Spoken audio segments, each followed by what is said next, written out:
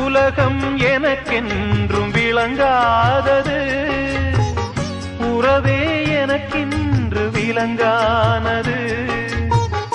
அடடா முந்தானை சிறையானது, இதுவே என் வாழ்வில் முறையானது.